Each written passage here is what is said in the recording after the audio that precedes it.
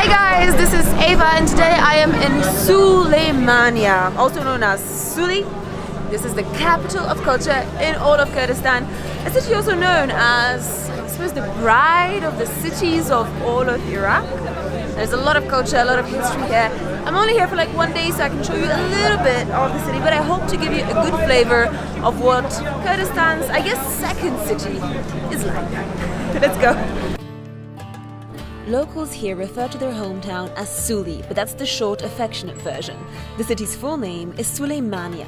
It's one of those vibrant cities where the streets are always clogged up with people buying, selling, and hustling. From tea houses always ready to serve up a mean chai to barbershops waiting for customers, this city is as Middle Eastern as it gets. So imagine, this gentleman just walked up to me out of nowhere and gave me some figs. How sweet is that? That was just the beginning of all that famous Kurdish hospitality. Suli is a nice city with a very cool atmosphere, but what makes it special in my eyes is how welcome you feel here as a traveler. People seem genuinely happy to welcome foreigners into their hometown anywhere you go.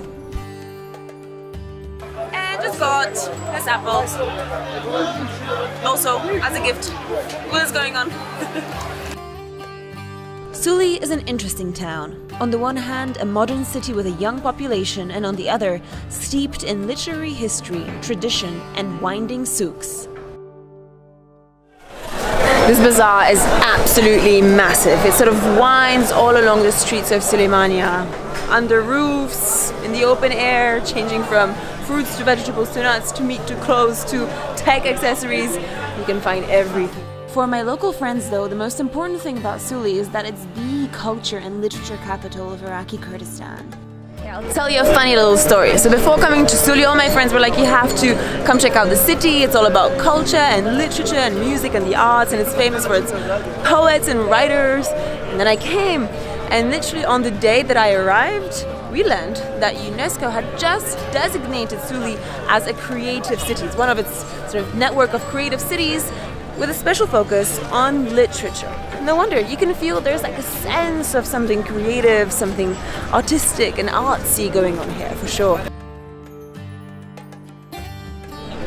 That statue just behind me, yeah, it was built quite recently here in Suli, and apparently it's dedicated to the women of Kurdistan, thanking them for their strength and determination over the last few years of crisis and tension here in the region.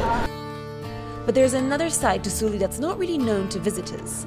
My local friends wanted to show me something that happens kind of behind the scenes. This is not your typical bazaar, and this road sign is also a sign of things to come. There's a really cool place here in Suli that I was told about by the locals, and this is a place I had not expected to find in Iraqi Kurdistan for sure. See, this is a street food market for Indian and Nepali food. There are a lot of Nepali and Indian and Filipino workers here, and every Friday they get off, and this is when they can come here to this street and have some of their own local food from back home.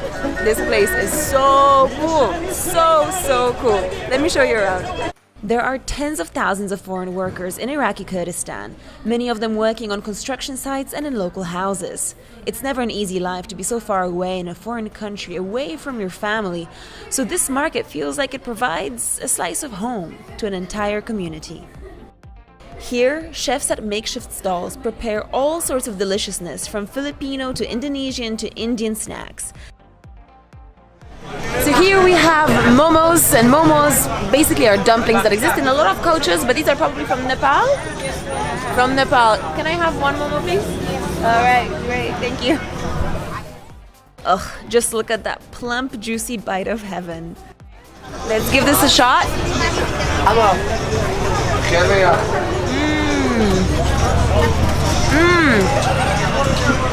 Super good. Wow, just like the real thing. It is the real thing. Amazing. You might think that all these flavors only attract the expat population. Well, you'd be wrong to think so. Kurdish locals come here too to find some of the most authentic food from all around Asia. I just loved being here to see a side of Kurdistan that's rarely talked about, and to see how these people connect back to their roots and share those roots with the locals through the universal language of food. And as the sun began to set over the city, it was time to move on to the night market, which only ever opens after dark. I can't promise that I won't show you more food. Obviously, one of the top things that you should do in any city at night is go and have some street food. And it's no different here in Sydney because here they actually have a street kind of place as well, which I am really looking forward to showing you around because this place contains some yummy Middle Eastern delicacies. Hi Eva. Ah!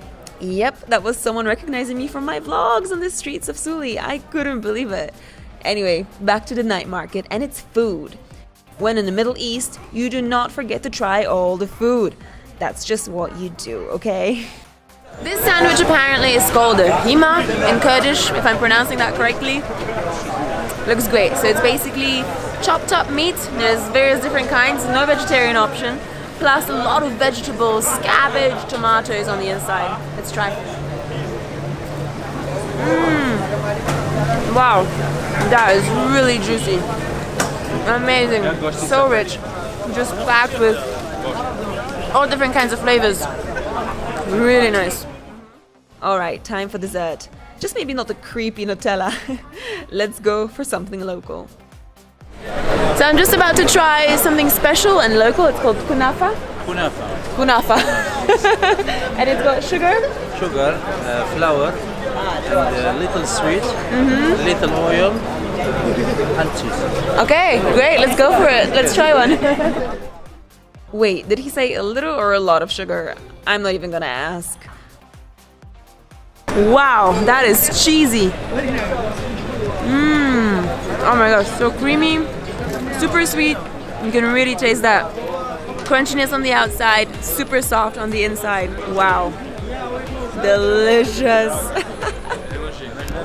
This lovely gentleman then showed me all the cakes that he bakes on the side. And last but not least, on my market tour, coffee. This, by the way, is the process of making a Kurdish coffee. So it's made in these copper pots and then stirred around in hot sand to heat it up. It's a pretty unusual technique and it's really, really cool. Because if you don't drink a strong coffee at night in Kurdistan, are you really in Kurdistan? And so my short time in Suli came to an end. And my friends here threw me just the perfect goodbye. Before you sign off, just listen to Sina's song.